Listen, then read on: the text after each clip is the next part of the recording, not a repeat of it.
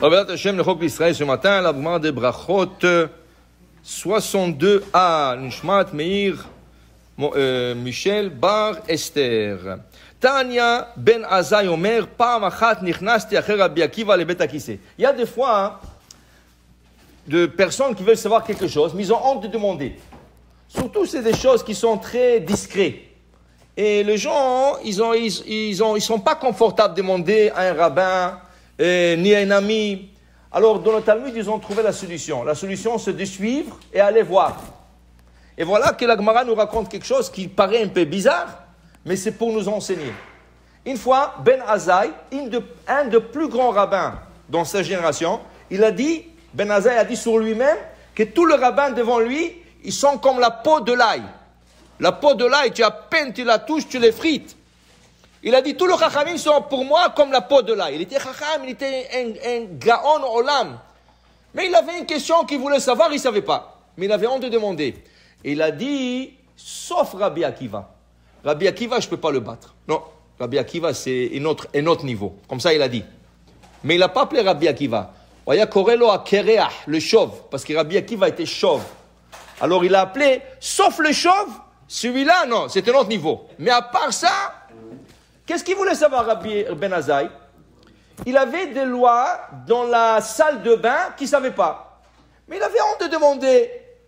Alors qu'est-ce qu'il a fait un jour? Ben Azai Omer, Ben Azai dit, pas amachat, une fois quand je voulais savoir ces lois, nichnasti Rabbi Akiva le Bet Akiseh. J'ai suivi Rabbi Akiva. Je le suivi. Aujourd'hui, tu vas suivre quelqu'un à la salle de bain, il va te mettre en prison. Okay? Mais à l'époque, maintenant Rabbi Akiva ne sait pas qu'il est en train de le suivre. Rabbi Akiva ne le sait pas. Mais lui, il est en train de surveiller le rabbin. Qu'est-ce qu'il est en train de faire pour connaître les lois qu'il voulait savoir? Regardez qu'est-ce qu'il a dit. Velamati mimeno shlosha dvarim. J'ai appris de Rabbi Akiva dans la salle de bain 3 choses. Okay? Qu'est-ce qu'il a appris? Lamaditi. À cette époque, il n'y avait pas de salle de bain avec des murs. C'était un petit muret et les gens se soulageaient devant le muret. Ou un petit rocher et ils appelaient ça la salle de bain. C'était la salle de bain de l'époque. Rabbi Akiva, il rentre là-bas et il regarde Ben Azai qu'il est en train de vérifier nord, sud, est. Il est en train de regarder ou chercher le nord. Alors, j'ai compris, la madeti, j'ai compris de ça. Si tu es en train de chercher le nord, she'en nifnim mizrach ou ma'arav, que tu n'as pas le droit de te soulager entre l'est et l'ouest. Pourquoi? Parce qu'il se trouve en Israël. Et dépendamment où tu te trouves, est et ouest, c'est Bet Amikdash. Et comme tu es dans un endroit ouvert, has veshalom, tu te soulages devant le Bet Amikdash? Non. Alors, j'ai compris, s'il a cherché le nord et le sud, ça veut dire que tu dois se soulager entre le nord et le sud. Aujourd'hui, cette halakha ne s'applique plus. Parce qu'aujourd'hui, c'est des salles de bain. C'est une salle avec 4 murs. Mais à l'époque, il n'y avait pas de salle. Alors, il a dit, j'ai compris ça. Deuxième chose. Velamati, she'en nifraim me'omad la miyoshev. J'ai vu comment Rabbi Akiva, quand il a tiré en bas les pantalons, il était déjà assis. Alors, il n'est pas enlevé les pantalons debout. Il s'est assis et là, il a tiré un peu le pantalon. Et c'est comme ça que dit Rabbi Nishraï. Quand on tire le pantalon, il ne faut pas le tirer jusqu'au parterre. Tu le tires jusqu'au genou. Tu laisses le pied couvert. Tu n'as pas besoin plus que ça. Alors, tu laisses le pied couvert. 3. Velamati, j'ai appris de lui encore. La 3e halakha. She'en mekanchin beyamin el abismol. Quand quelqu'un se suit, après avoir fait ses besoins, quand il s'essuie, c'est avec la main gauche et pas la main droite. Okay? C'est ça?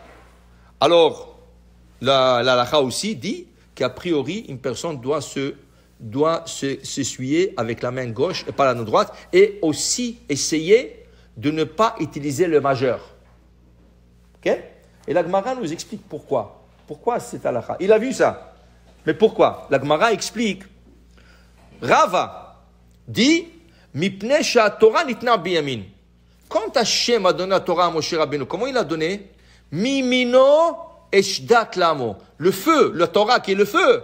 Hachem lui a donné de sa droite à la droite de Moshe Rabbeinu. C'est pour ça qu'il dit Rabbi Yehuda Hassid, dans le livre de Hasidim, quand quelqu'un te passe un objet, surtout un livre, un siddur, un chumash, un livre d'études, tu le prends avec la main droite. Et la personne devrait te le passer avec la main droite. Mimino ejdat lamo.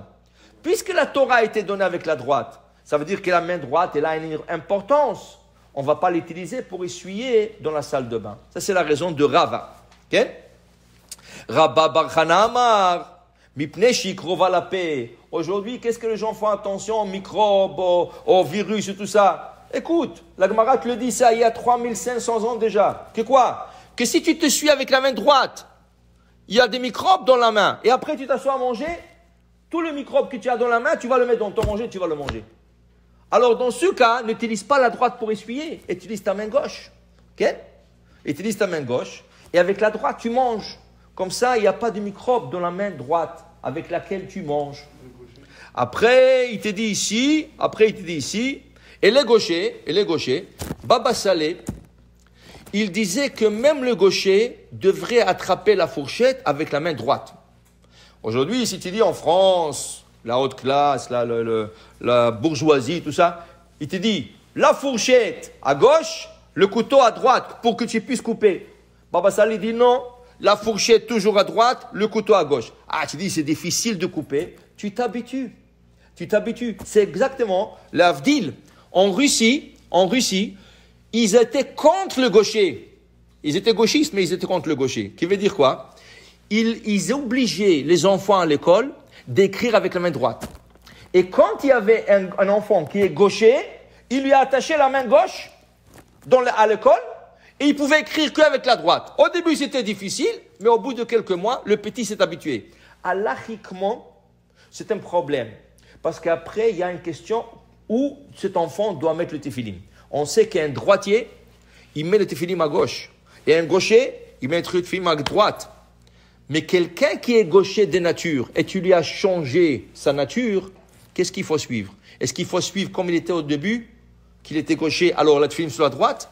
Ou est-ce qu'il faut dire, mais non, maintenant il écrit avec la droite, alors il faut qu'il mette la tefilin à gauche comme tout le monde? C'est un problème halachique. Et en plus de ça, si tu habitues un gaucher de faire tout avec la droite, il risque de bégayer. Parce que dans le cerveau, c'est ces deux manières, le deux côtés du cerveau. Quand le côté droit, il donne la commande sur la partie gauche du corps. Et le côté gauche du cerveau donne la commande sur la partie droite du corps. Si tu commences à changer, c'est comme si tu as changé le canal, le canot, et là, tu risques, l'enfant commence à bégayer. Alors, c'est dangereux. Un droitier, tu laisses droitier. Un gaucher, tu laisses gaucher. Mais pour te dire, c'est faisable. Alors, au moins pour le manger, dites Baba Saleh, c'est très important que même un gaucher, la main, toujours, on mange avec la main droite. Okay? Maintenant, il dit ici, Rabbi Shimon ben Lakish nous dit la raison pourquoi il faut s'essuyer avec la main gauche et pas avec la main droite. Car avec la main droite, nous attachons la lanière sous la main gauche. Ah, mais tu vas me dire, mais le tefilin se met à gauche. C'est pas la même chose. La main gauche est passive. Elle se laisse mettre le tefilin. Mais la main droite est active. C'est elle qui attache le tefilin. Dans ce cas, puisque l'action se fait avec la main droite, alors on ne suit pas avec la droite. Comment avec la main que tu fais une action tellement sacrée, d'attacher le tefilin, tu vas aller t'essuyer avec. C'est pas kavod. C'est pas respectueux envers la main. Dans ce cas, on s'essuie avec la main gauche.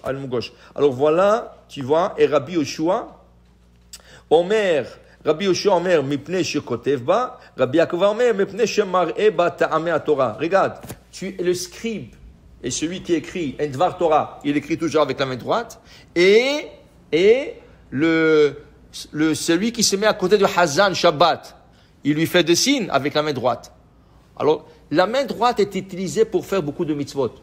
Alors, on ne peut pas la dénigrer et l'utiliser aussi pour essuyer dans la salle de bain. Tout ça, c'est le raisonnement pourquoi on doit s'essuyer avec la main gauche. Pour te dire que Rabbi Ben Azaï, il avait honte de demander à Rabbi Akiva ou n'importe quel autre rabbin, qu'est-ce qu'il a fait? Il a suivi, il a vu, et c'est comme ça qu'il a appris. Alors on dit, Mikol melameda iskalti, vayu enecha, ro'ot et morecha. Des fois tu surveilles, et comme ça tu apprends. Amen ve amen.